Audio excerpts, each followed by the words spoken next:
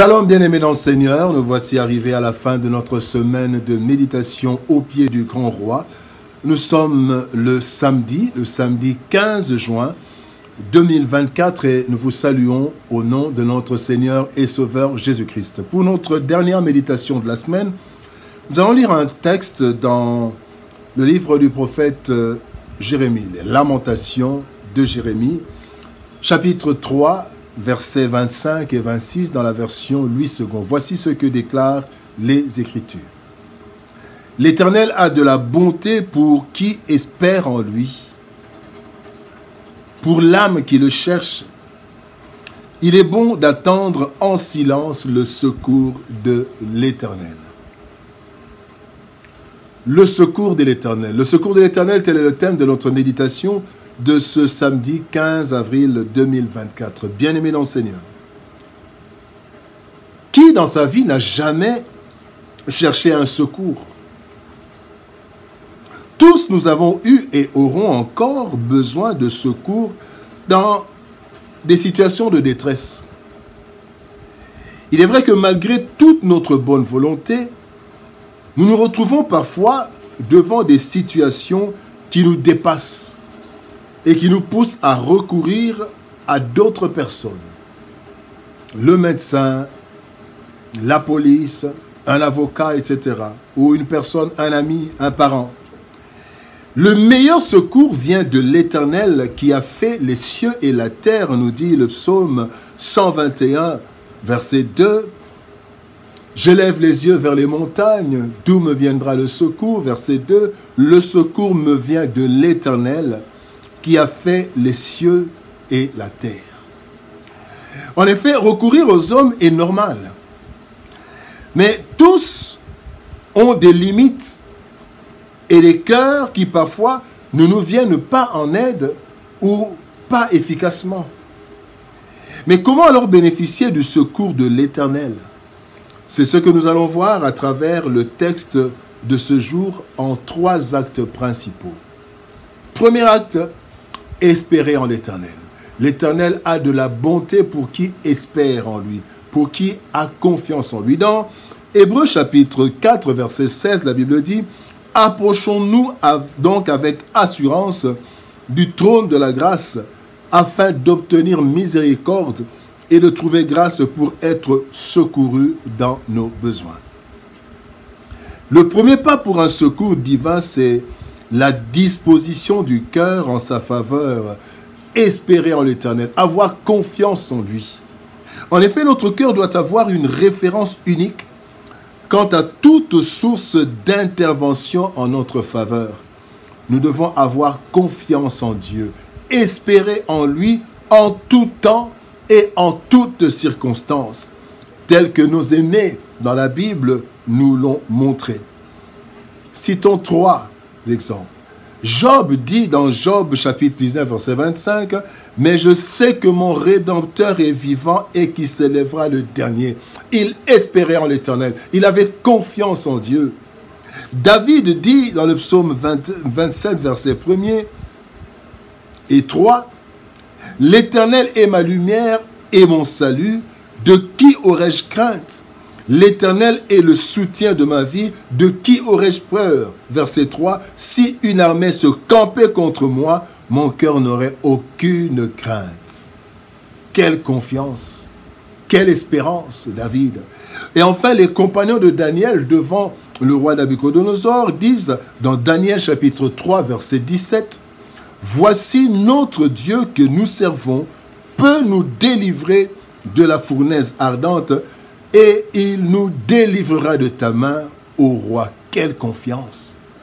La confiance en Dieu, bien-aimé, n'est pas basée d'abord sur ce qu'il fait ou ce qu'il a fait, mais d'abord sur ce qu'il est. Et c'est ce qu'il est qui fera qu'il agisse tôt ou tard en notre faveur. Deuxième acte, c'est chercher l'Éternel.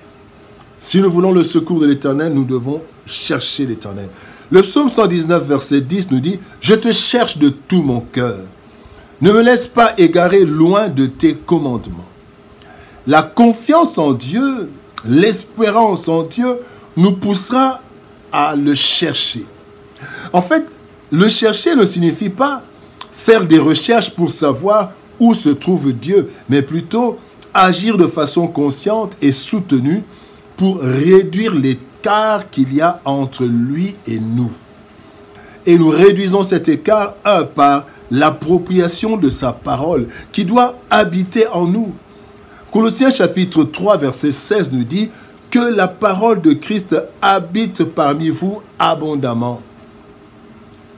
Deuxièmement, la poursuite de la sanctification par le respect de sa parole. 2 Corinthiens 7, 1 nous dit « Ayant donc de telles promesses, bien-aimés, purifions-nous de toute souillure, de la chair et de l'esprit, en achevant notre sanctification dans la crainte de Dieu. » C'est ça, chercher Dieu, le craindre, marcher dans la sanctification. Et enfin, chercher Dieu, c'est l'effort de faire la mission, travailler pour lui, en cherchant à savoir ce qu'il a préparé comme œuvre que nous devons appliquer. Éphésiens 2, 10 nous dit « Car nous sommes son ouvrage ayant été créé en Jésus-Christ pour de bonnes œuvres, que Dieu a préparées d'avance afin que nous les pratiquions. » Et enfin, le chercher, c'est le connaître de plus en plus pour lui ressembler et pour l'imiter. La Bible dit dans Éphésiens 5, 1, « Devenez des imitateurs de Dieu. » Et nous devons le connaître pour l'imiter. En fait, chercher Dieu, c'est en résumé, chercher à le connaître, chercher à lui plaire et chercher à le servir davantage. Troisième acte pour bénéficier du secours de Dieu, c'est attendre en silence. La Bible nous dit dans Exode chapitre 14, verset 14, « L'Éternel combattra pour vous et vous gardez le silence. » Lorsque nous plaçons notre confiance en Dieu et que nous le cherchons sincèrement, il ne reste qu'une étape pour bénéficier de son secours. C'est l'attente dans le silence. En fait, le silence traduit d'abord la confiance. Quand j'ai confiance, je me tais, je garde silence, même si les choses ne marchent pas, semblent ne pas marcher. Le silence traduit aussi la patience. Mon Rédempteur se lèvera, même le dernier, la patience. Le silence traduit l'aveu d'incapacité de résoudre notre problème. Puisque je n'ai pas de solution, je ne parle pas, je me tais.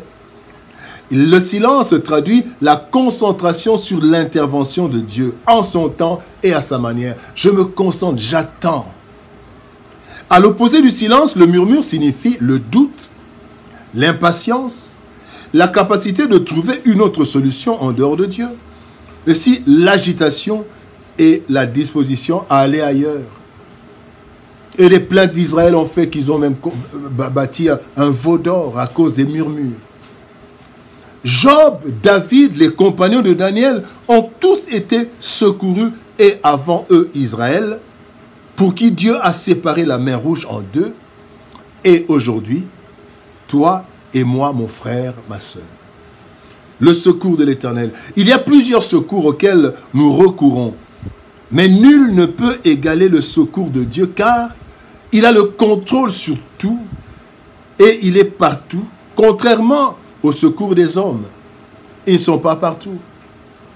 Ainsi, nous devons recourir au secours de l'Éternel et pour obtenir ce secours, nous devons lui faire confiance, le chercher sincèrement et attendre en silence sans murmure, car il agit selon ses voies et en son temps. Cherchons le secours infaillible de l'Éternel et dans sa bonté, il interviendra. Prions. Père de gloire, nous te bénissons et te rendons grâce pour ton amour et ta bonté. Merci Seigneur. Merci parce qu'à cause de ta bonté, Seigneur, au Dieu de gloire, tu nous secours. Tu nous demandes, Seigneur, au Dieu de gloire, de te faire confiance, de te chercher et de garder silence. D'attendre en silence ton intervention, ton secours. Oui, Seigneur, nous savons que toi, tu es notre Rédempteur. Tu te lèves en ton temps et à ta manière. Mais ce qui est sûr, c'est que quand nous t'invoquons, tu interviens. Merci, Seigneur de gloire, pour ta parole. Merci pour ton peuple. Merci pour ce week-end. Bénis ton peuple, bénis ta parole, bénis ce week-end. Au nom de Jésus-Christ, nous avons ainsi prié, Père. Amen. Bien-aimés dans le Seigneur, que Dieu nous bénisse. Shalom, au revoir, bon week-end. Et par la grâce de Dieu, nous nous retrouvons lundi pour une nouvelle semaine au pied du Grand Roi. Que Dieu nous bénisse. Shalom, au revoir et à lundi.